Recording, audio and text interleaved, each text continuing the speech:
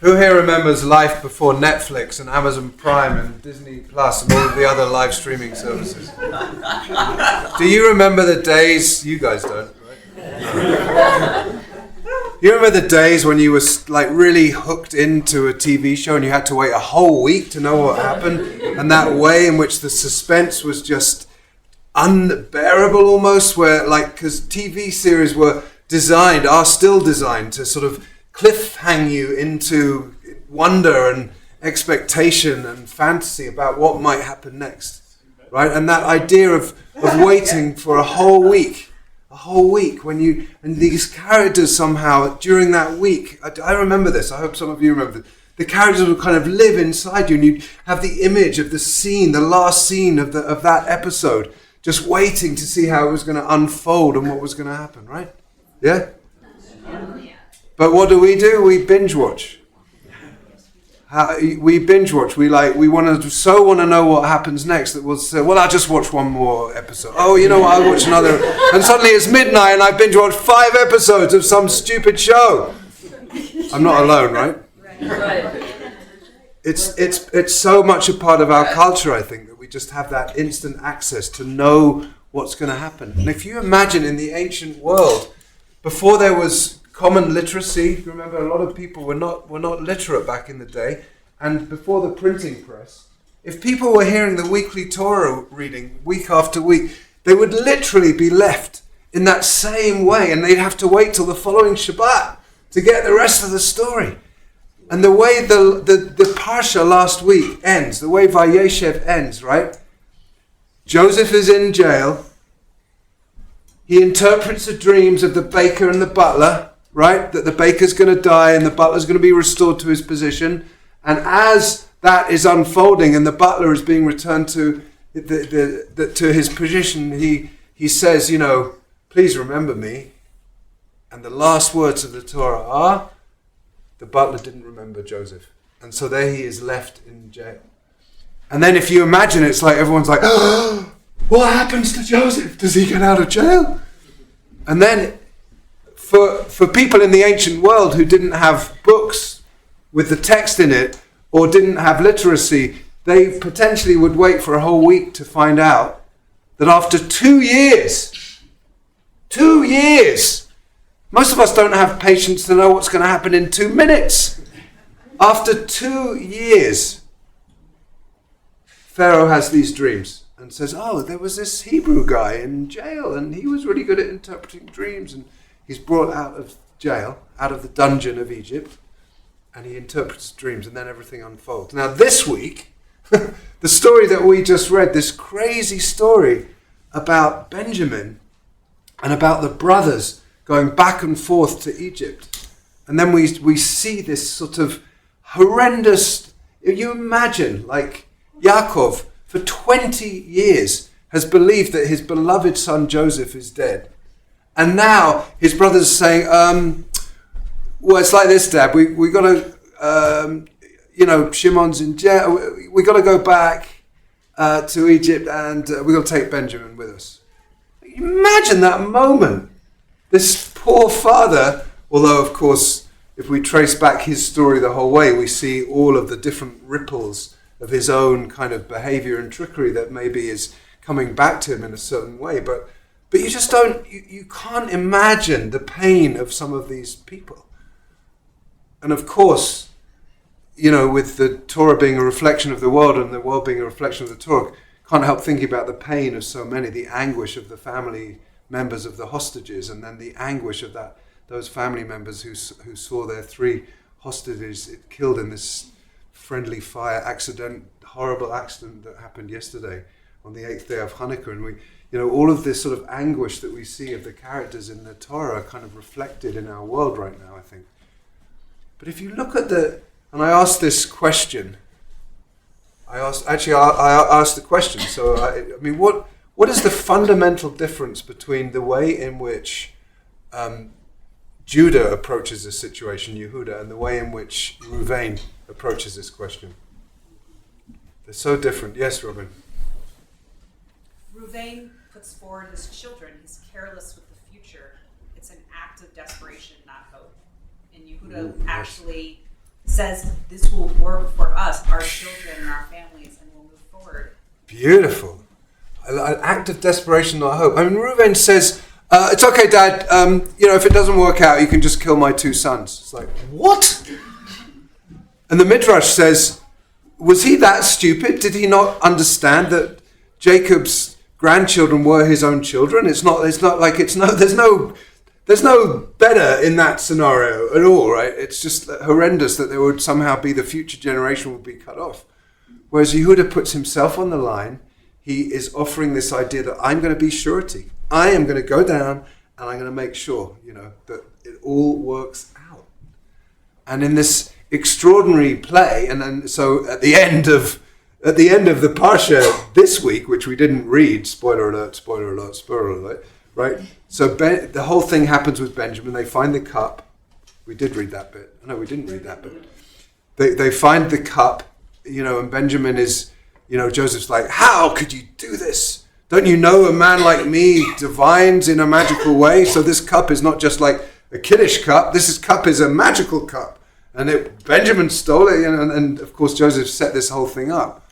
But it's like, in the end, Judah, is the one who is able to stand so clear and so prescient and so present in starting to have a conversation with his father.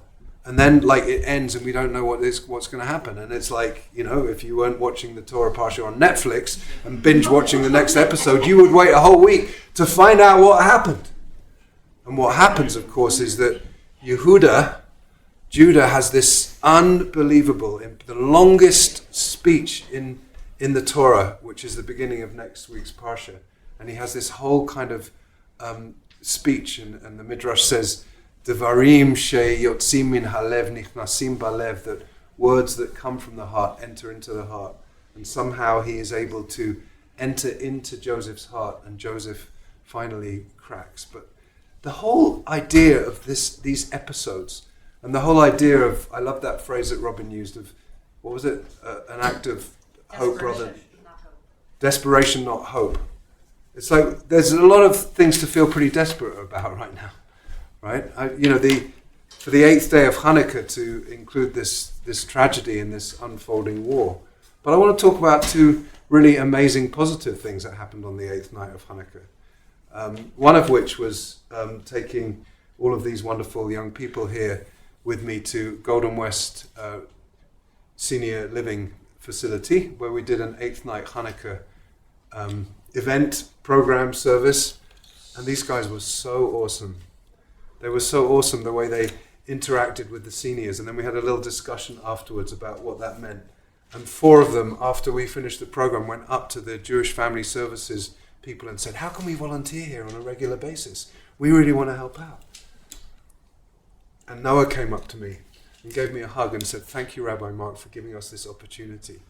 This was on the 8th night of Hanukkah, and it just opened my heart in such a deep way.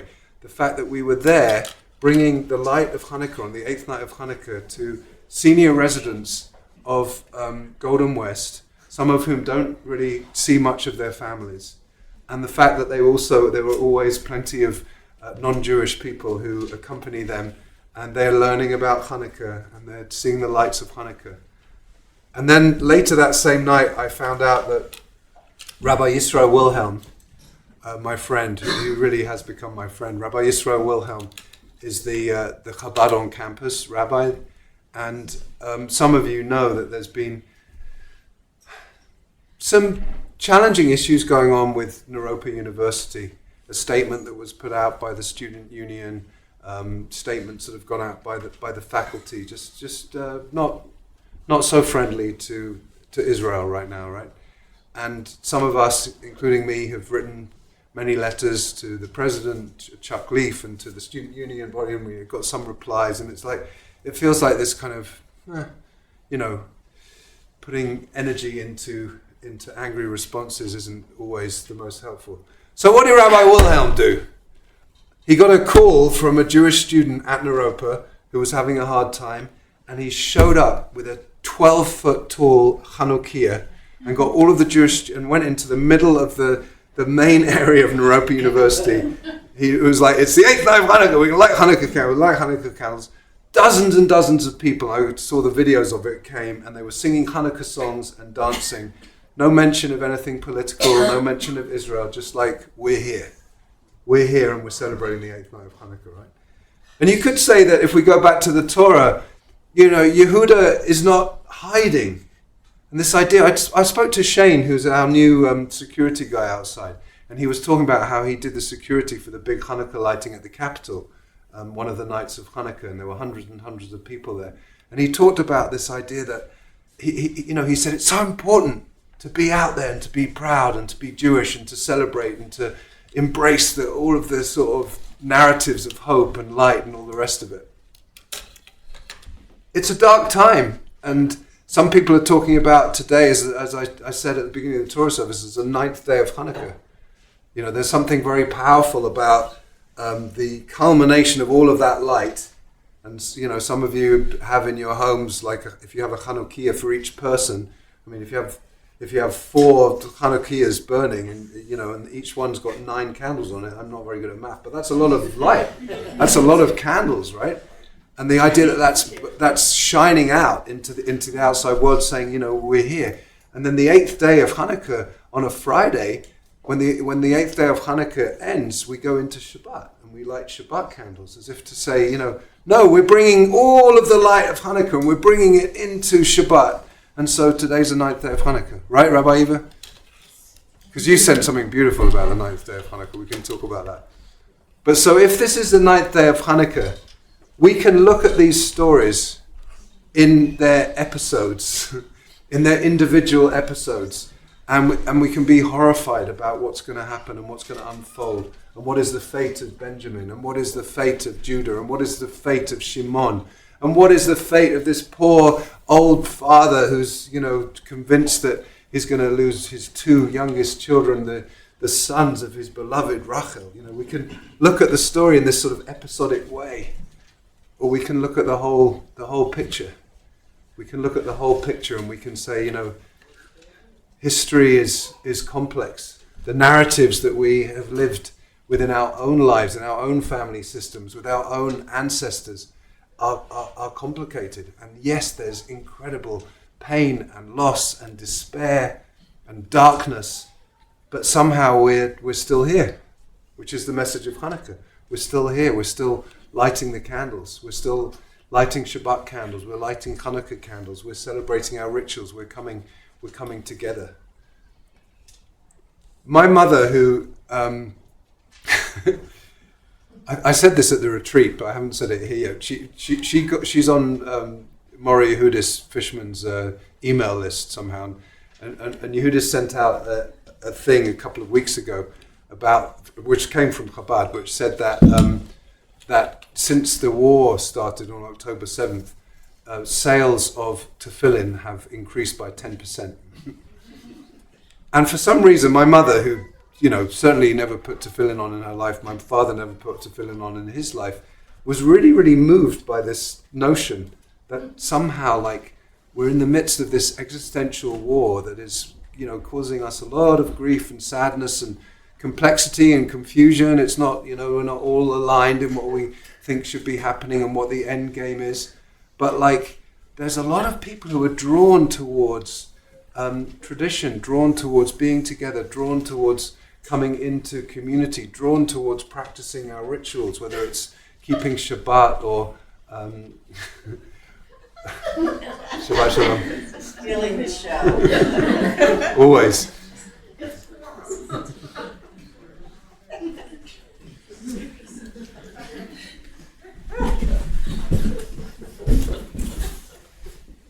And so, we're not binge watching our lives. We're not binge watching the story. We don't know how this war is going to end.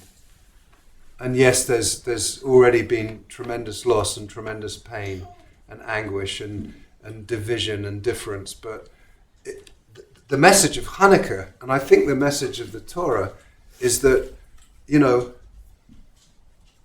don't just think you know what is going to be the outcome of this story.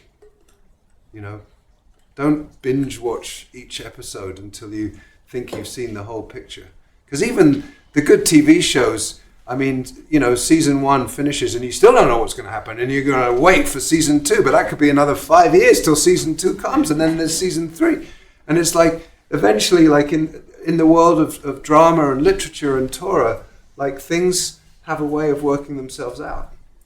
Not to deny the horrific losses that have come along the way and the tragedies and all the rest of it, but I think we have to hold on to that light of hope, that light of the Hanukkah candles. I will see that image of Rabbi Wilhelm and the Hanukkah in Naropa University. Like, I'll always see that in a way that just makes me feel so warm and proud. That it's not about like, yes, of course there are times when we have to really get into the fight and get into the really putting our worldview in out there. But there are times when we just need to say, you know what, we're just bringing light into the world. And we're not going to be like Ruvain and give up on the future, which is essentially what he does, as Robin said. We're not going to just say, well, probably won't work out, but we'll just take the grandchildren. It's like, what? We'll be like Yehuda and say, it's going to be okay. It's really painful. Our family has been a mess, and there's been a lot of pain and a lot of dysfunction and a lot of anguish. But somehow, in the end, it's going to be all right. And if it's not all right, it's not yet the end. Shabbat shalom. That was a quote from the Great Marigold Hotel, if you remember that film. It will be all right in the end, and if it's not yet all right,